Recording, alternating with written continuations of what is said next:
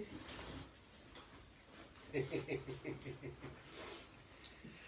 Uma das coisas que falámos esta manhã e que parece-me que era bom que ficasse bem entranhado é a questão da responsabilidade. Nós ouvimos isto desde que nascemos. Tu és responsável, tu tens que ser responsável. E, inclusive, muitas vezes permanecemos em relacionamentos que já não são saudáveis, que nos prejudicam, porque acreditamos que somos responsáveis pelo bem-estar do outro. Se eu me for embora, a outra pessoa mata-se. A outra pessoa não tem que comer. A outra pessoa não tem onde ir viver. E eu acho que isto causa danos a toda a gente. A quem fica, a quem não fica. Será que um pai é responsável por um filho? Isto é interessante, porque a nossa mente automaticamente diz sim. Então imaginem um pai que tem um acidente e torna-se tetraplégico. Como é que pode ser responsável pelo filho? Como? Uma mãe que é diagnosticada uma esquizofrenia. Como é que pode ser responsável por um filho? Então talvez a questão não seja de ser responsável, mas sim de fazer o melhor que sou capaz. E isto muda tudo. Eu não consigo ser responsável por nada da minha vida por um simples motivo. Não controlo. Eu quando digo que me encontro contigo às 2 da tarde, e eu sou responsável e vou lá estar às 2 da tarde, estou a fazer de conta que consigo controlar desde o estado do tempo aos transportes, ao trânsito, para estar contigo às 2 da tarde. A realidade é que eu posso ou não estar. Pode acontecer muita coisa que eu não controlo, que me impede de estar. Então, será que nós conseguimos ser responsáveis? Alguém sabe o que é educar bem um filho? Temos tantas teorias, todos os anos há alguém com uma teoria nova de como educar as crianças. E, na verdade, nós educamos as crianças exatamente como há 200 anos atrás, como se domesticam os animais domésticos. A criança comporta-se como eu quero, prémio. Não se comporta como eu quero, castigo. De muitas formas, desde a violência física até o amor, o grito. Há muitas formas de castigar, de mostrar que não gostamos. Então, num relacionamento a dois, nós acreditamos que somos responsáveis por fazer o outro feliz. E as provas em como acreditamos nisso é que quando o outro está mal, nós não conseguimos estar bem. Ou seja, o mal-estar do outro é o responsável pelo nosso mal-estar. É quase como se o outro está mal, nós estarmos bem é um atentado ao seu mal-estar. É como... Olha para ela. Quer dizer, o namorado está numa cama no hospital e ela ali a sorrir. Porquê? Porque se ficar triste vai ser melhor para o namorado? Ele vai melhorar mais depressa? Isto não faz sentido. Nenhum. E então o que tem muito relacionamento, seja entre pais e filhos, seja de casal, é esta dependência afetiva, que se deve à nossa carência afetiva. E a forma mais rápida de resolvermos isto é começar a cuidar de nós primeiro, sem estar à espera de outro. Se eu quero ser uma boa mãe, ou um bom pai, deixa ver se eu consigo ser uma boa mãe para mim primeiro. E nós não estamos habituados a isso.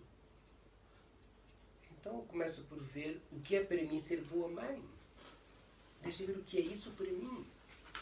Porque nem sequer questionamos. O que é ser uma boa companheira? Um bom aluno? O que é isso? Porque a ideia que umas pessoas têm de boa mãe, para outras não é válida. Há pessoas que ainda acreditam que a violência é uma forma de educar.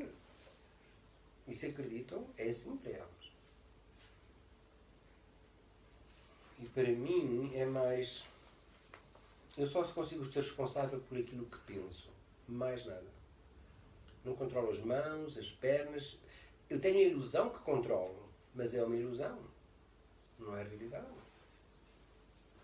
Então, é mesmo uma questão de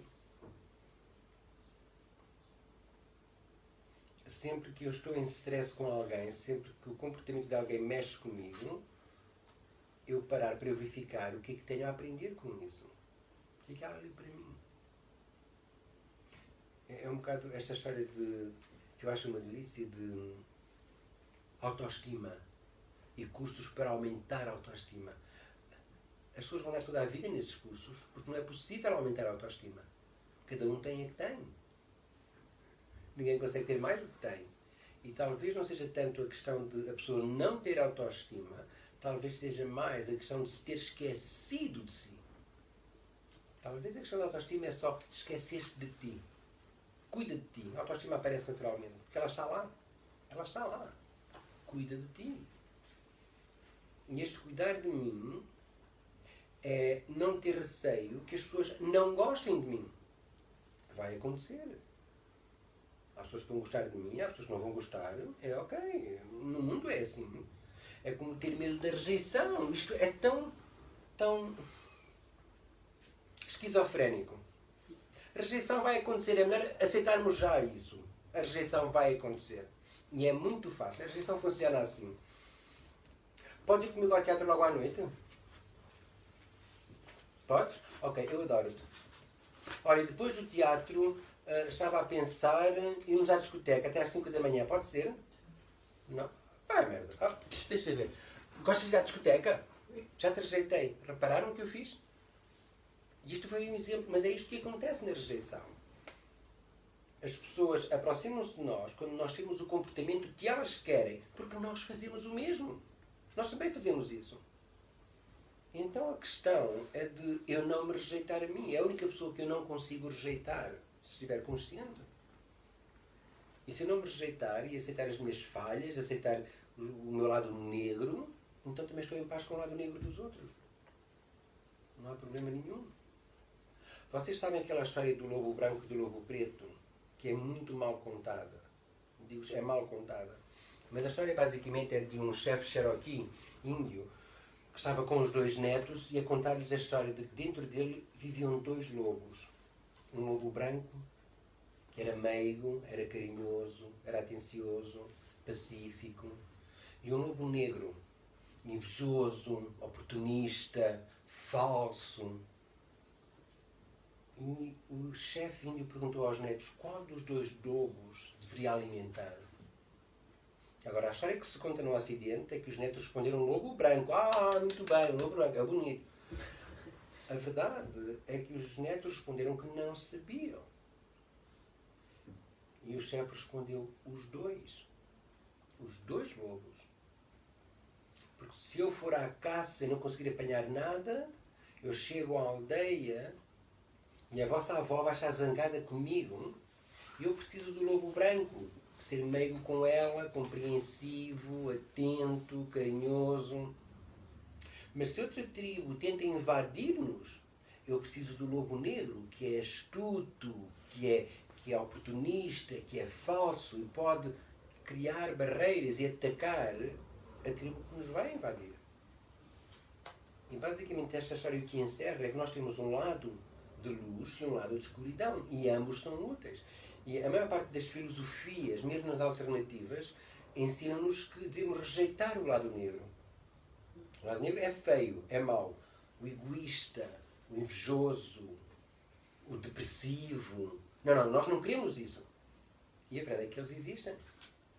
Existem. Então, se eu começar a ver onde é que este lado negro, onde é que estas qualidades me podem ser úteis, onde é que isto me pode ser útil? Eu já tinha falado aqui ontem, a tristeza é a emoção que me pede para eu olhar para mim. A tristeza diz-te, já chega de olhar para fora, olha para dentro, cuida de ti. Por isso é que nós não gostamos da tristeza, porque não estamos habituados a olhar para nós, não estamos habituados a cuidar de nós. É como, eu vou cuidar de ti, tu cuidas de mim. Pronto, que alívio. Mas vou cuidar de ti desde que te comportes como eu quero. Porque senão... A raiva é uma emoção tão intensa, porque a raiva diz-nos muda já.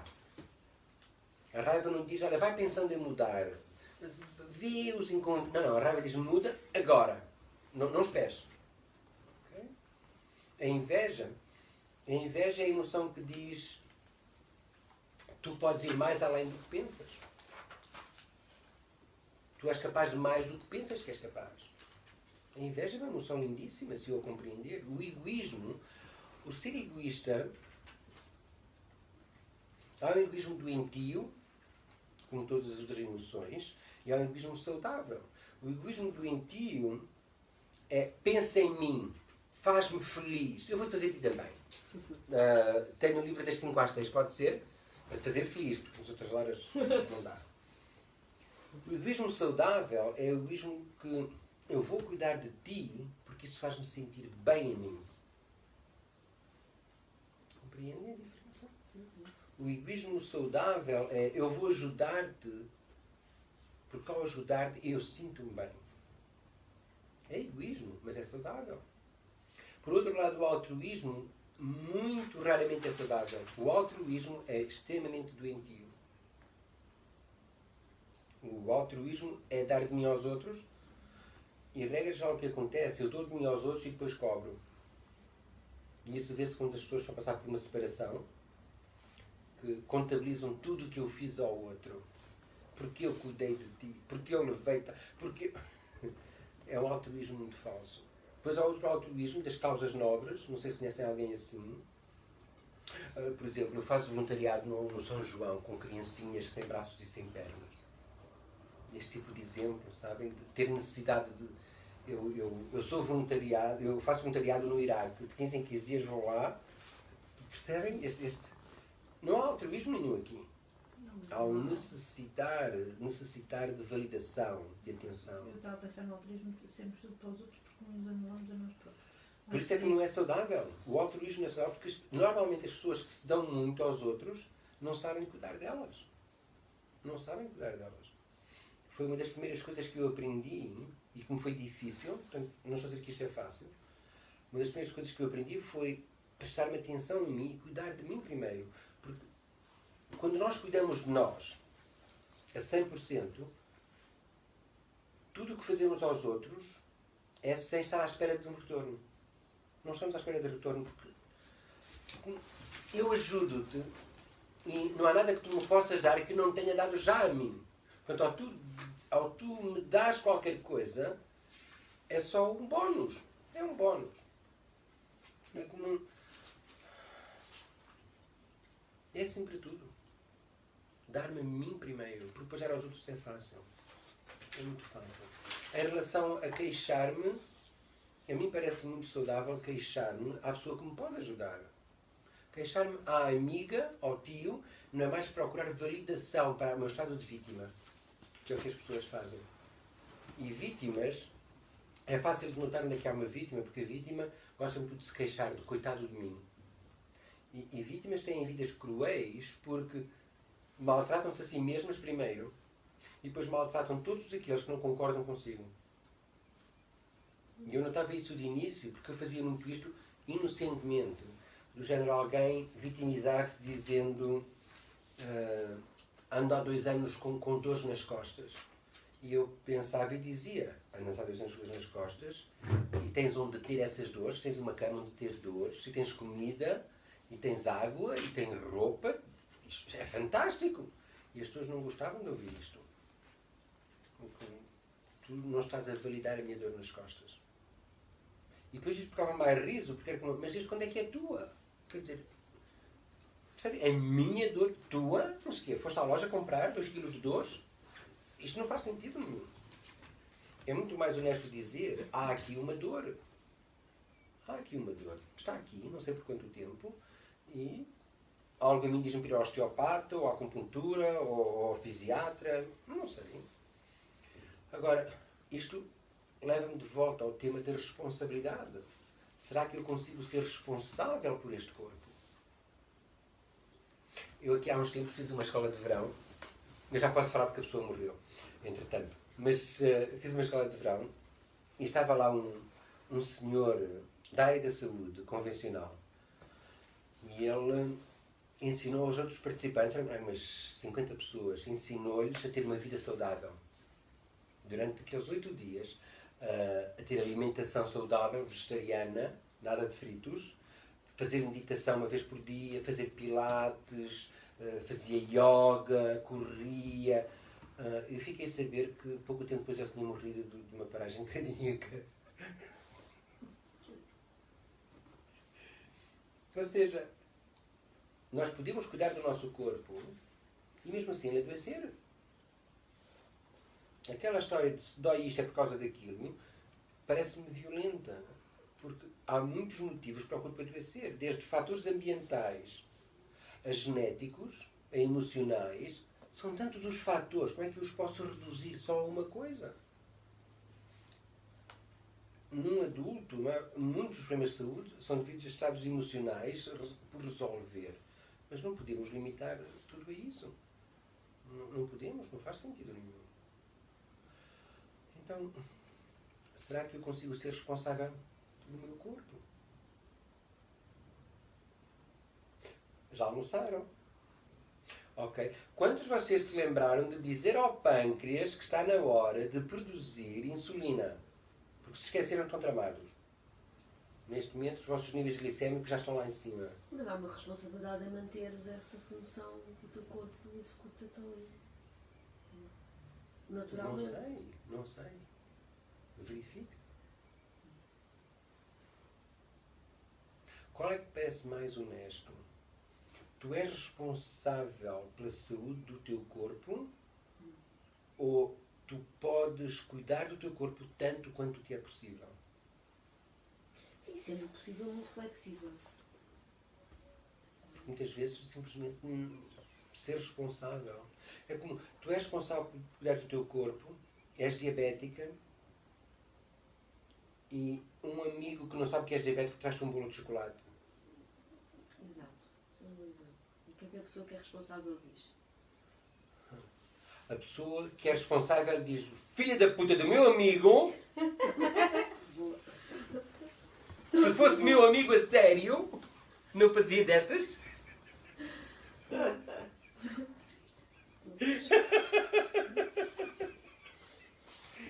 Ainda está a filmar. Paciência. Não há problema nenhum. Olha a minha responsabilidade. Deixar a porta aberta, a responsabilidade fugiu toda. Mas há algo para além do córtex frontal, daquilo que eu chamo eu, que é uma invenção, mas há algo que está de facto a puxar os cordelinhos todos. Nós pensamos que temos controle, não temos nenhum.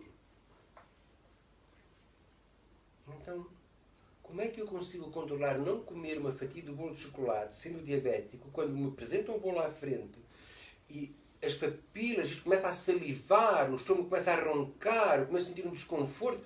É como um toxicodependente. E a única forma de acalmar isto tudo é comendo uma fatia. Mas podes controlar entre responder, digo eu, né? Entre dar ação a essa vontade imensa de saliva, essas ações todas, e executar essa vontade ou não.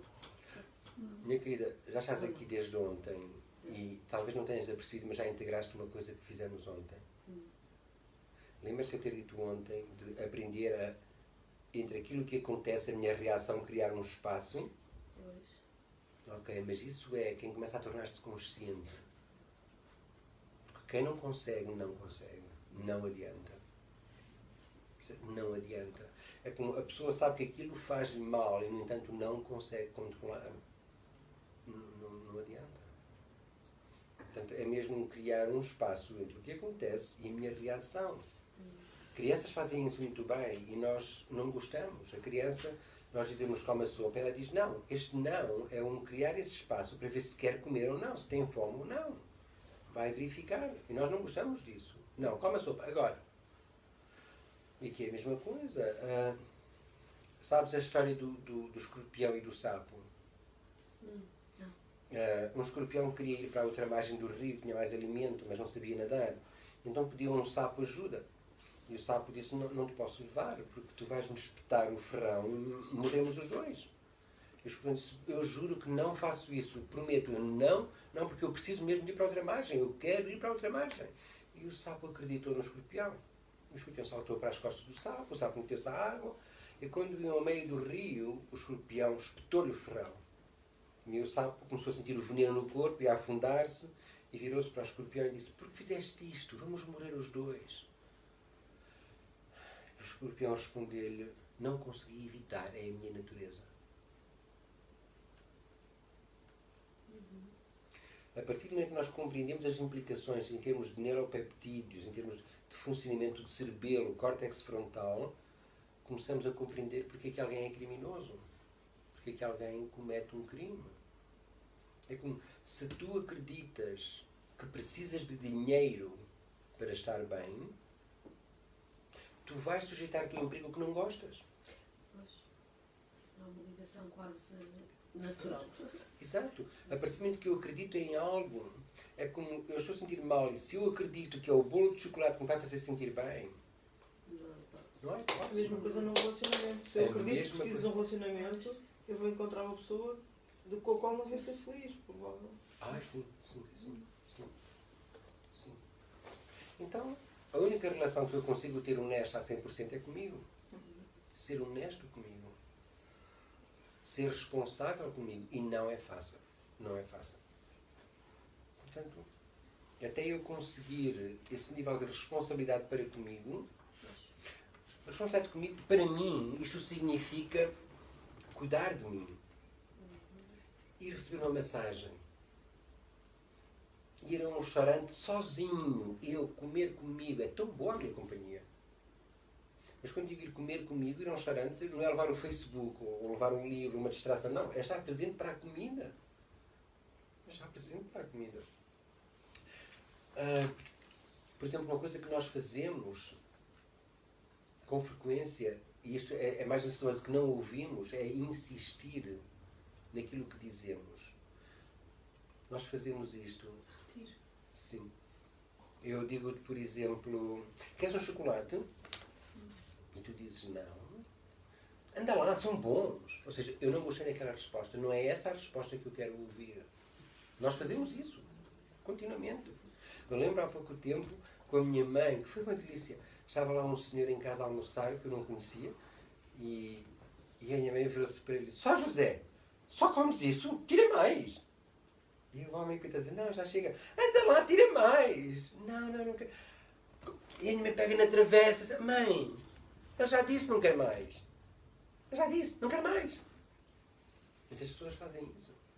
A sopa estava boa? Estava, então come mais. Isto é incrível, como nós insistimos. Queres vir passear? Não, anda lá. Vai-te fazer bem.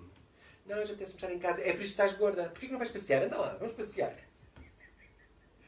Portanto, isto é o não estar atento ao outro. E porquê que não estamos atentos ao outro? Porque não estamos atentos a nós. Observem o nosso corpo. O que diz. O discurso interno. E é muito isso. E então a nossa responsabilidade, voltando ao início, a nossa responsabilidade é só de estar atentos. Estar atentos. Dizer sim quando é sim, dizer não quando é não. Só isso. Não temos que, isto perguntam tantas vezes, não temos que saber lidar com os outros. Não é possível saber lidar com os outros. Não é possível porque a nossa mente muda de ideia e a dos outros também. E hoje aprendo a lidar contigo de uma forma e amanhã não funciona. E eu acho que há aqui algo que não está bem. Então, a melhor forma de lidar com os outros é ouvi-los, processar o que foi dito e depois responder ou não.